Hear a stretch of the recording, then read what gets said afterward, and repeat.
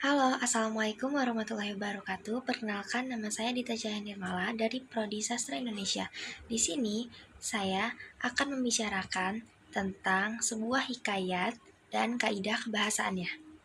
Hikayat adalah salah satu bentuk gloria sastra, terutama dalam bahasa Melayu, yang berisikan tentang dongeng, cerita, kisah yang lampau. Hikayat sendiri secara umum merupakan sebuah cerita sejarah yang salah satu bagian dari kesusastraan Melayu Aceh. Oleh karena itu, hikayat menggunakan bahasa Melayu.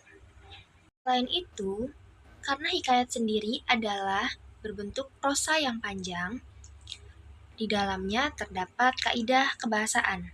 Ada beberapa kaidah kebahasaan, yaitu yang pertama, yang terdapat di dalam kaidah kebahasaan adalah kata arkais.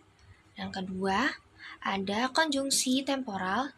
Dan yang ketiga, ada majas. Majas sendiri terbagi menjadi 5. Yang pertama, ada majas personifikasi. Yang kedua, ada majas hiperbola. Yang ketiga, ada majas metafora. Yang keempat, ada majas simile. Dan yang kelima, ada majas antonomasia.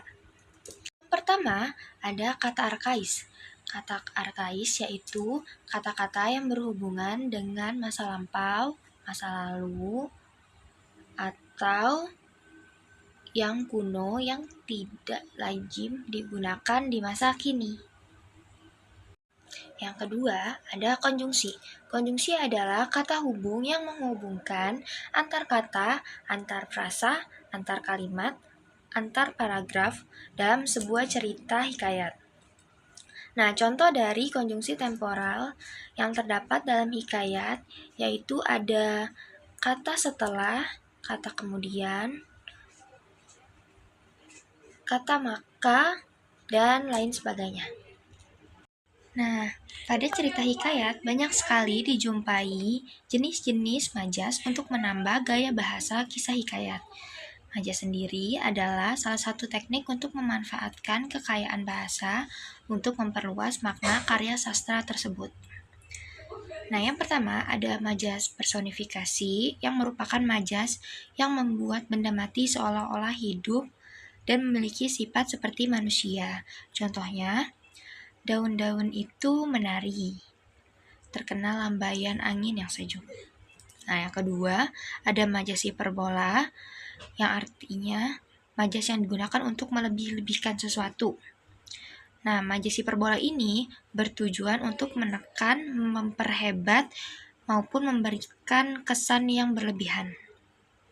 Yang ketiga, ada majas metafora, yang digunakan untuk membantu penulis menggambarkan hal-hal dengan jelas, dengan cara mengoperasikan suatu hal dengan hal lain yang memiliki ciri-ciri dan sifat yang sama. Contohnya adalah Dewi Malam telah keluar dari peraduannya. Dan yang keempat ada majas simile, yaitu majas perumpamaan. Nah, majas simile ini berasal dari bahasa Latin yang berarti seperti. Majas simile digunakan untuk menggambarkan suatu keadaan dengan mengoperasikan pada suatu hal lainnya. Contohnya, adapun akan hamba Tuan, ini adalah seperti hikayat seekor unggas bayan yang dicabut bulunya oleh tuannya, seorang istri saudagar. Nah, yang terakhir ada majas antonomasia. Majas antonomasia ini adalah majas perbandingan yang menyebutkan sesuatu bukan dengan nama asli dari benda tersebut, melainkan dari salah satu sifat benda tersebut. Contohnya menunjukkan penghinaan, yaitu kelinci itu buruk rupa, si buruk rupa, dan si pemalas. Sekian penjelasan yang telah saya paparkan. Semoga ini menjadi manfaat bagi pendengar. Mohon maaf jika ada kesalahan. Sekian, terima kasih. Wassalamualaikum warahmatullahi wabarakatuh.